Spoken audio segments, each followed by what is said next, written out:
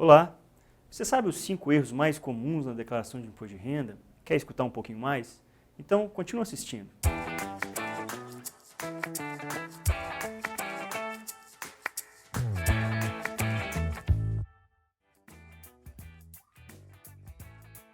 Sou o Thiago Vitor, sou CEO da Previsa Contabilidade, uma empresa mineira que abriga mais de 120 profissionais, sejam contadores e outros profissionais.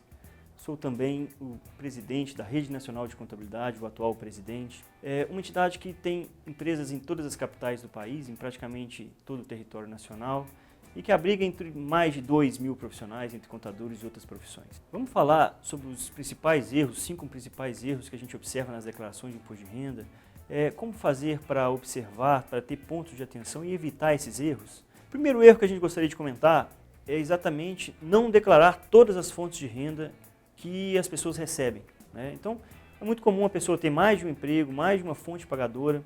É comum também receber aluguéis, né?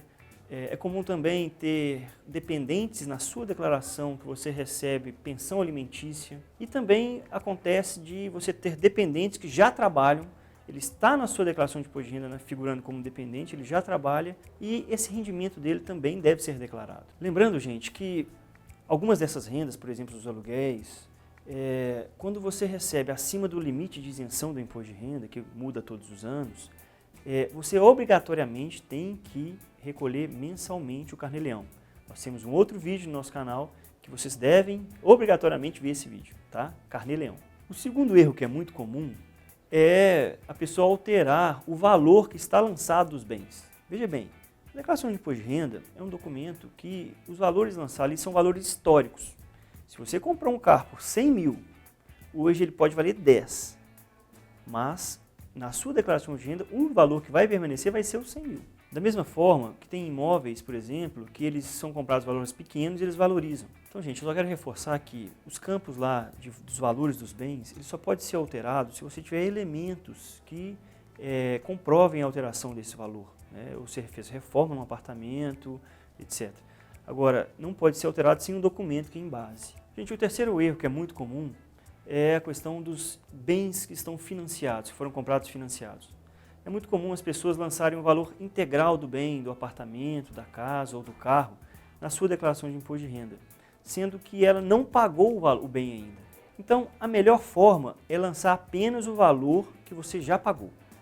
Vamos supor que você deu uma entrada de R$1.000, você vai lançar apenas a entrada de R$1.000. No outro ano, por exemplo, você pagou prestações que equivalem a R$5.000. Então, você vai lançar os R$5.000, que somados ao 1.000 do ano anterior vão ter um saldo final de R$6.000, por exemplo. O quarto erro muito comum que a gente gostaria de comentar são com relação às despesas médicas. É muito comum as pessoas, por exemplo, pagarem despesas médicas para pessoas que não estão na declaração. Para um parente, para uma mãe, para um pai.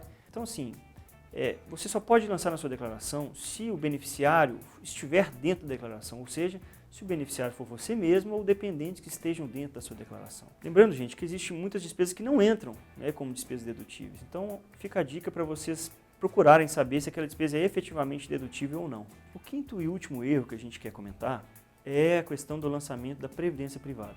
No Brasil, nós temos basicamente 2 tipos, que é modalidades VGBL, V de Vitor, e PGBL, P de pagamento. A modalidade que é dedutível, que é uma despesa que a gente lança junto com as outras despesas no imposto de renda, é a modalidade PGBL, P de pagamento. A VGBL, a gente lança na ficha de bens e direitos, como se fosse o saldo de uma conta bancária. Fiquem, portanto, gente, de olho nessas 5 dicas, nesses 5 erros que a gente observou. Em caso de dúvidas, contem conosco, também com todos os parceiros da Rede Nacional de Contabilidade. Muito obrigado.